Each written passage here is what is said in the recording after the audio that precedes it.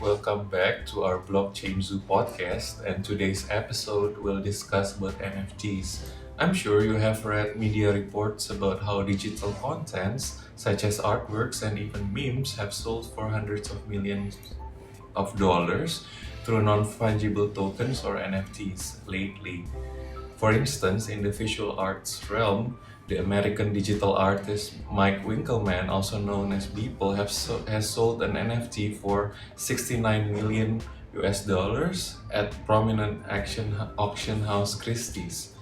Meanwhile, the NBA's trading card NFTs have been valued 2.6 billion US dollars, while some viral memes such as the Nyan cat, a quirky flying space cat with a Pop-Tart for a body, was sold for 590,000 US dollars, and the overly attached girlfriend meme was sold for 411,000 US dollars.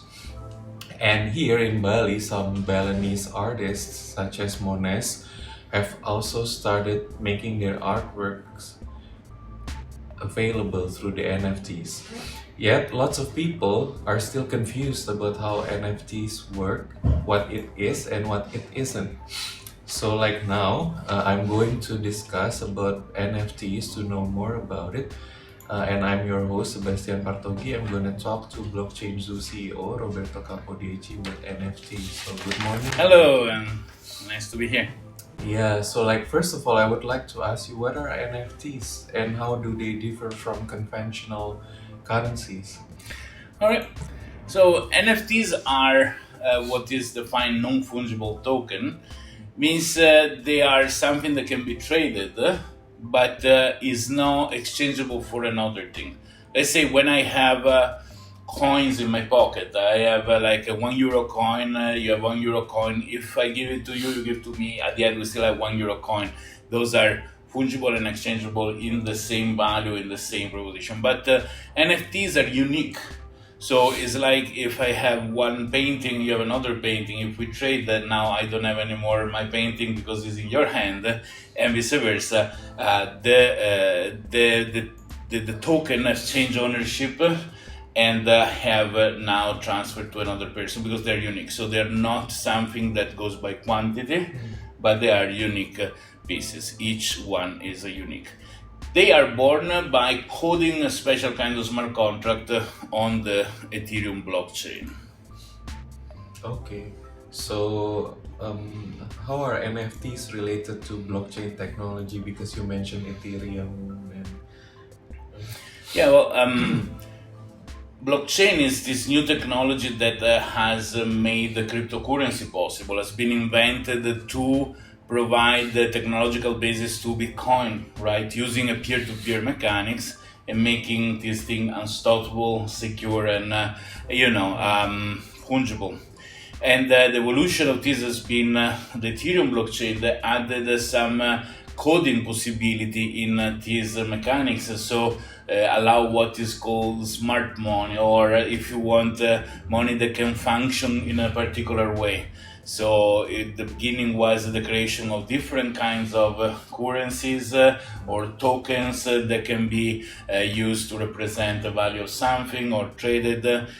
And the evolution of this coding brought to many other things, for example, all the decentralized finance mechanics and so on. The beauty is now the use of blockchain for something that is not directly connected with finance, which is the digital certificate of ownership of something, or something that is digital or something that is physical.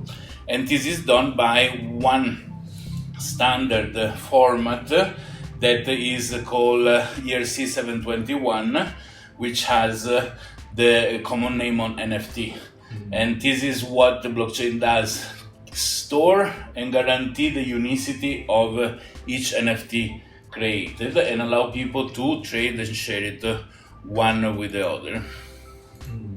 So there's a term, digital signature. What is the digital signature? Is it the same as our signature? Well, digital signature in blockchain is done with cryptography. So it's a mathematical operation. So each person that uses the blockchain self-assign a secret password, which is called private key. with this private key, which is a numerical string, people can do a mathematical operation to create a unique signature, unique result given some content. This is made to avoid people to abuse the system. For example, if I have a Bitcoin and I want to send a Bitcoin to somebody else, I need to tell to the network, move from the balance of my Bitcoin, one Bitcoin, to this other person.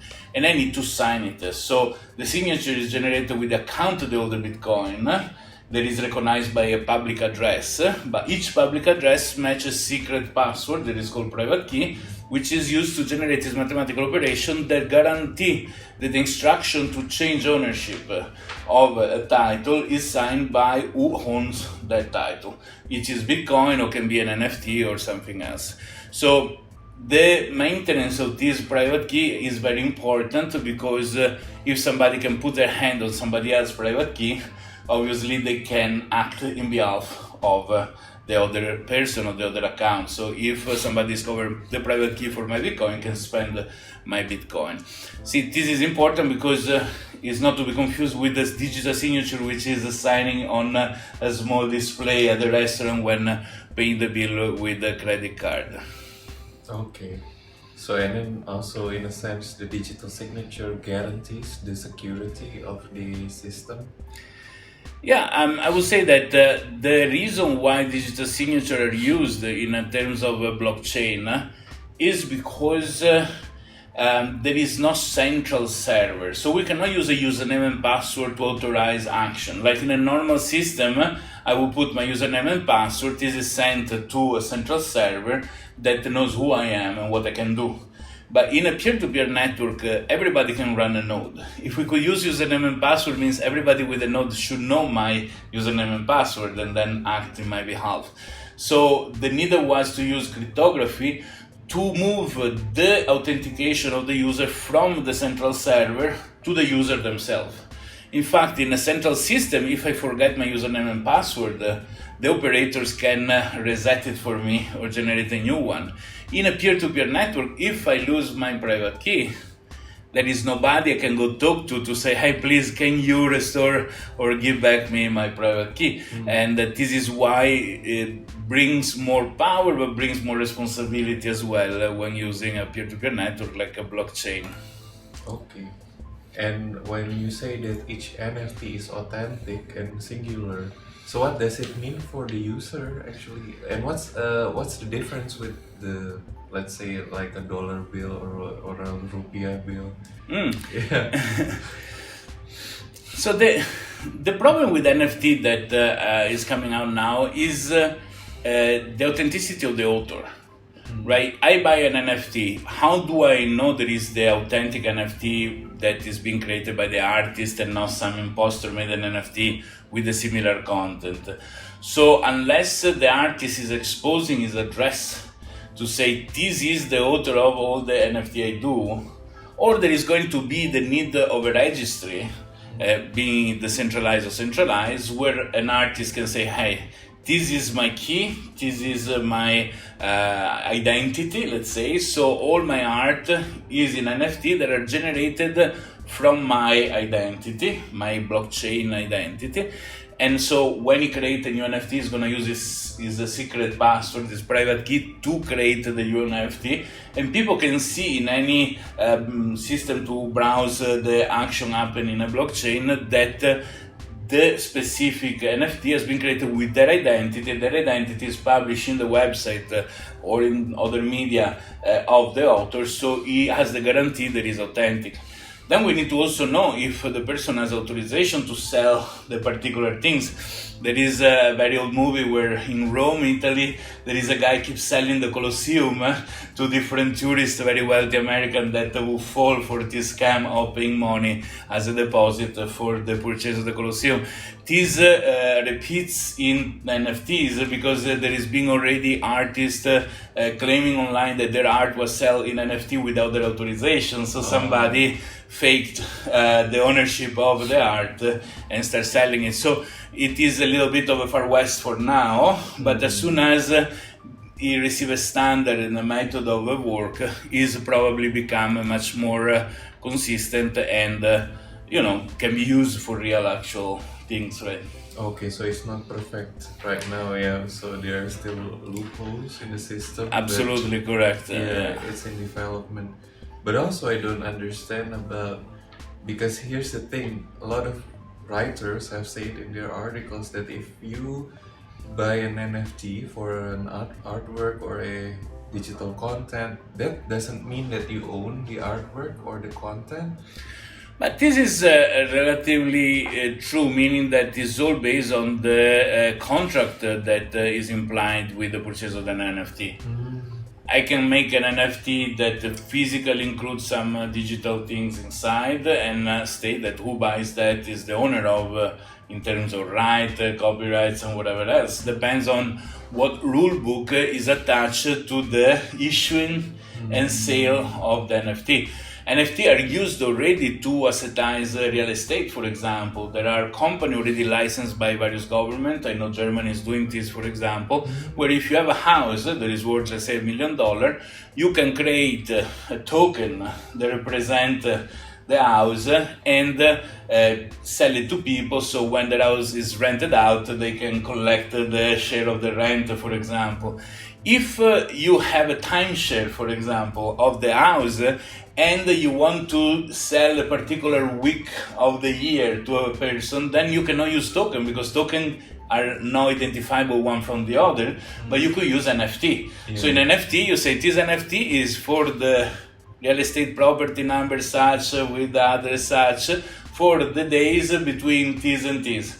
And when people show up at the property to open the door, probably can authenticate the ownership of the NFT, so people can sell their wig to somebody else, simply trading the NFT with the other person. Because in this case, I am assetizing the property, but each piece of ownership is different from the other, because one is for the New Year's Eve week, which is much more expensive than the one in the middle of September that nobody wants, for example. So in this case, having NFTs to represent the full year of timeshare of a property is necessary compared to token. And the contract and the rulebook attached to this particular use is what define what entitles owning the NFT. Owning the NFT entitles just I have an NFT, or I have access to the house, or I actually own the right of publishing of a book or not. It's all depending on the contract that goes together with the NFT. Ideally, to maintain the things decentralized, it should be written inside the NFT itself what the NFT entitles, right? Yeah. And if I'm buying an NFT, so I'm paying using like conventional currency, let's say in US dollar. So how does the transaction work? Is it converted later to like Bitcoin or cryptocurrency? No, that's exactly the point. They are two completely different things, right? Okay. So the idea is that an NFT is like an object. If I am selling you my phone, you pay me whatever you want. We have a notary that act as an escrow person in order to say, okay, you receive the money with me, I give you the money, whatever. There are methods and systems to automate, to do an atomic swap between a cryptocurrency and an NFT, mostly if they're in the same blockchain. So to say, okay, I sell this NFT for 10 Ethereum. Then automatically, if you put the 10 Ethereum, a smart contract give you the NFT and me the 10 Ethereum. So guarantee both parties that we receive what we want. You receive the NFT, I receive the 10 Ethereum. But if an NFT is purchased with cash, is a transaction that is the same transaction of purchasing a house or a car or whatever else, goes accompanied by the authority proposed to facilitate an exchange of such kind. Okay. So you mentioned some of the weaknesses of the NFT, because like it is possible for people to actually sell someone else's content, without permission, right? So what are some of the other weaknesses of NFTs currently? But I think that most of the issue with what they are called digital twins, which is the representation of physical object in the blockchain, is exactly this bridge, right? It's like going to a place and purchase the title of ownership of a car without actually seeing the car or being able to access the car, right? So if I go to buy a used car, I want to see the car, I want to make sure that the body number matches the one that is in the booklet, and I know that the law around it says that if I have this, my name in the title, the car is mine. Same goes around with NFTs, right? So while if everything exists in the same blockchain where the NFT is located, is easy, meaning that you know that the content is what the NFT represent, or if you start working with things that are outside the blockchain, for example, a huge piece of digital art, you buy a movie, this has to be stored somewhere, and there must be a rule book, so a legal contract that goes around the guarantee that the ownership of the NFT give a certain set of rights to the owner based on the owner to intellectual property that is releasing this right through the form of an NFT. So if there are content or things that are outside the blockchain, obviously the blockchain cannot regulate them, right? Because there is not like a bridge of capacity to the real world. Real is not real or fake, it's just more to the physical world compared to the blockchain world. Mm-hmm. So this has to be mediated with whatever instruments are available, right? Okay. And the strengths of the NFTs compared to like the conventional currencies? Absolutely. No, I wouldn't say conventional currency, but I would say conventional titles, right? Titles, yeah. So let's say that, for example, a warehouse receipt. A warehouse receipt is the title that give me access to goods that are stored in the warehouse, right? Many goods stay stored in the warehouse for 3 years, but keep changing owners just by changing ownership of the warehouse receipt. That is what give the ownership of the goods that are in the warehouse.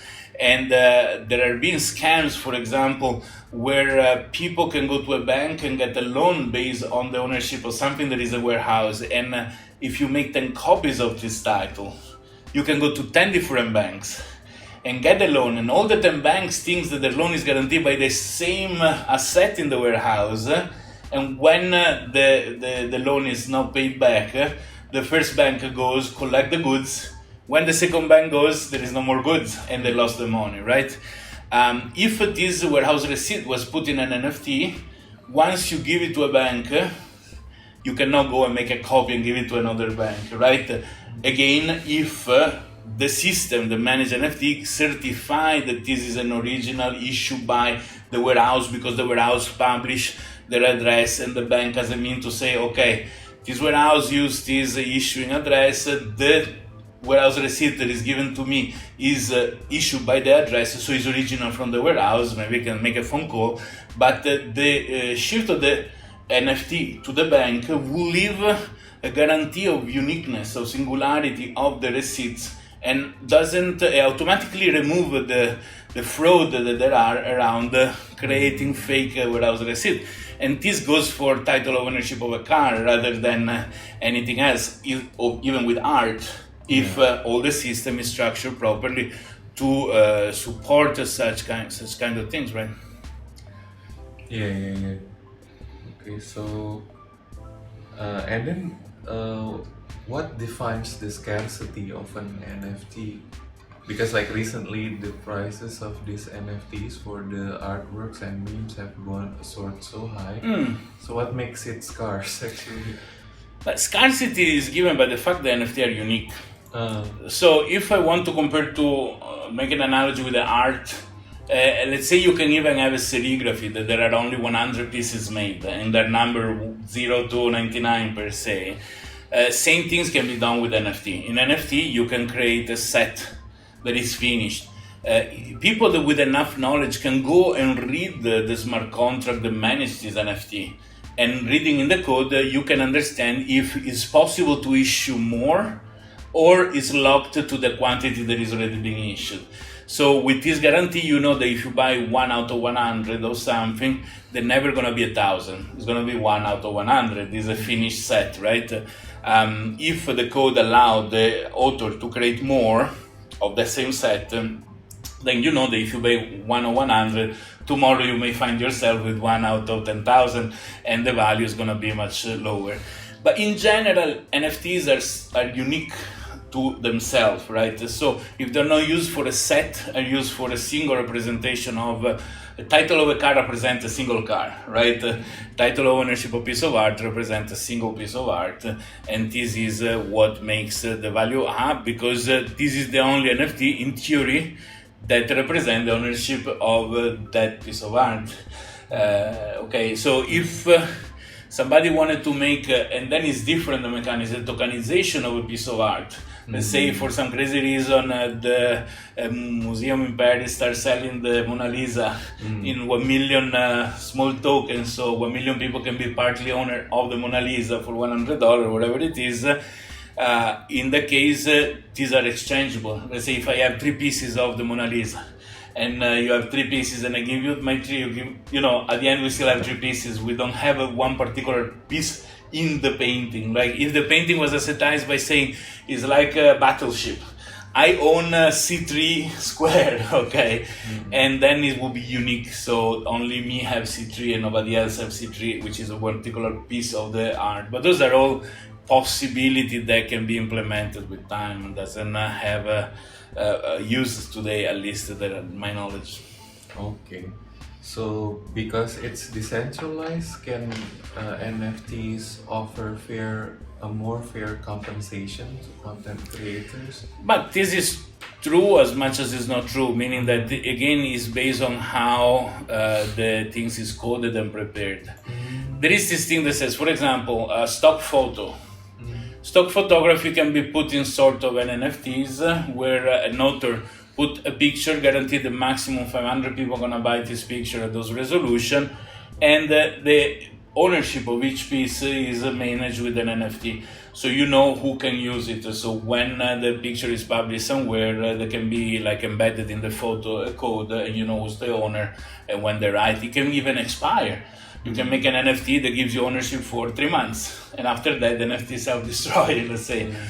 So it all depends how things are coded. Being the blockchain a self-sustained system, it makes it much cheaper to do operation there compared to have a floor of accountant or a centralized system to manage titles and ownership. So it makes it cheaper. And if it's fully decentralized, there is nobody making money out of this transaction, right? So in that case, it's true that the artist can directly sell to the people without having to go through mediators. And this gives direct access to the source, removing the middleman and thus making more money in the process. But it doesn't mean that it's automatically like this. It's all based on how things are coded. That's it. So how things are set up when the smart contract for the NFT is created. Yeah. And then is the how come like the digital artworks and the memes and the NBA cards have become so expensive through NFTs lately? Is it merely because of hype? Because people don't want to miss out on the next big thing, or what? Yes, there is no practical reason why the prices are like this. Purchasing the NFT for the overly attached girlfriend is a gift to the lady that is already making well in life, consequently to the meme. I see no direct reason, mostly for what you said, that they were interviewing people. I was watching a TV show of musicians selling their song as an NFT, and the journalist correctly said, so now the person that bought an NFT is the owner of the song. So if it goes in the radio, he get the rights. And the author said, no, that's the author rights. I still get the money. So what does he get? It says, it's like if he bought a golden disc. So in the case, I see that the owner of the NFT got pretty much nothing, if not just the glory of the day of having purchased an NFT from an artist that maybe is a fan. But again, it's all based on the rule book attached to it. Obviously, if I had to spend $1 million for an NFT of something, I want to be guaranteed that the value is attached on something. It's like because I own the right to resell certain things, I own the right to collect the original item, or I have the right to republish the content, whatever it is, obviously. Okay. So now I want to ask you about INOs. Sure. So what is INO, initial node offering, and what does it have to do with NFTs? All right, so the INO is something that we put together after looking all this craze with the ICO, IEO, and other initial coins, or exactly because the coins are interchangeable. When there is a project that with the 2-3 pages flyers they call white paper push in the market 100 million coins or tokens, and people buy them, they drive just the classic pump and dump financial things to create value by hype, collecting money, selling out, then dropping the value down, repurchasing. It's done in the stock market, it's illegal, and I think is also not ethical, because somebody that honestly believe in the project, want to support the project, is just losing money. So the INO, in terms of launching a blockchain, INO stands for Initial Node Offering. The idea was first we build the technology. So we invest our own money to create the technology. Once the technology is ready and people can try, can see, can use it, then we can go to the public and say, hey, we are now presenting you a 3-page flyer with beautiful color and promises of the future, and we are now asking you to invest. We already invested, we already made the technology. At this point, you can participate in the project having one account in the Genesis block.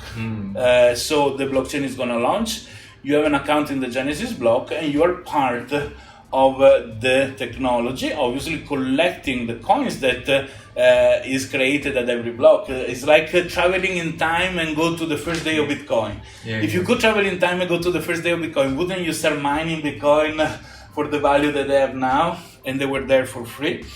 So now I give a spot to people to be there at the day one of a new project, to collect coin, and even to run a node themselves, so making the network making them part of the network and see that they are part of the project. So it's not just I buy token, I resell token, and I do my financial operation. Those are damaging the actual real project. So good for those that like to make money that way, and for projects that are just to create an hype and never deliver anything. But for projects that are serious, we like to do this. We like to say we invest, we produce, and now we offer the people to be part. How do we offer people to be part? With an NFT. So the NFT in this case is commensurate to one piece of the front row seats, one seat in the front row for the project is specific. So it's not just one is worth the other, and people purchase this and then they make the use that they want of it. So in the INO there are similar things of the ICO. For example, there is a private sale, there is a pre-sale, and there is all the normal sale. And obviously those that buy in bulk in private sale and in pre-sales have a lower price, and because those are NFT and NFT can be traded online, they can resell them to people at the cheaper price compared to the market price that they're gonna have. The price keep increasing every day, so those that are there earlier have this advantage either to have saved money and part of the project, or purchase for less and sell for more. So there is still these mechanics, but it's not done by throwing hundreds of millions of tokens in a market where people pump and dump. It's like more saying, hey, you believe in the project, you want to be part of the project. Here is an NFT that represents a piece of, represent an account in the Genesis block of this new blockchain. You buy that, you can personalize. People can put their own message in the Genesis block. Like Satoshi Nakamoto, many other people that created new blockchain left a message in the Genesis block in order to give a message to the world. So each person that has one seat in the Genesis block of a project starting with the INO, they can also leave their message that is recorded in the Genesis block and left that to prosperity, to the future. And is something that is cool, is fun, and is also practical in terms of raising funds in a way that is legal, honest. We are selling one things, we are not promising future value, and people need to participate in order to make value of what they got. So this is a little bit what an INO is and how it works. Okay, so can you go a bit deeper about how the INO differ from the ICO? And then it's also interesting how in the ICO people can actually manufacture the value, inflate the value of the coins, in the pump and the mechanism. So that, which we don't have, right? So the point is this, with ICO, people buy bulk of coins, then there is a market of coins where they can resell it to a price that is more convenient for people that arrive later, but give them a difference. And this we have it in terms of NFT can be allocated, so people buy a bunch of them, they can resell them to other people through exchanges that are listed. So we have still the fact that people that come early can buy in bulk for little money and resell for an earning. But what goes together with each NFT is the possibility to run a node of this future project. So while people can do this in order to make some good bucks at the beginning in buying and reselling, they also can keep a few and run the nodes of this blockchain. Because when somebody runs a node, as in Bitcoin, each new block creates new coins. Even in our blockchain, each new block creates new coins. These coins are distributed to all the people that have one node running that is registered in the registry in the Genesis block, and later new nodes that are going to join. So in this case, running a node is not just having a node there, but it's also collecting coins and having coins that can be used to give out for bounties, to make the technology better or traded in the market. The difference is that when somebody buys a huge chunk of coins, then they can dump them, bringing the value of the coins to zero. Mm-hmm. Because these coins are created as block goes ahead, there is no one particular day where everybody is going to dump. Okay. It's just a more fluid thing. So people decide to sell them, they can sell them, but they're not going to kill the value of the coin. So this is another important difference when it comes to the economy of the coins. But what we sell is not the coins. What we sell is an account in the Genesis block, and that's it. If people don't run a node with that, they get no coins, right? Yeah. So like what value people get from buying a node or joining the INO?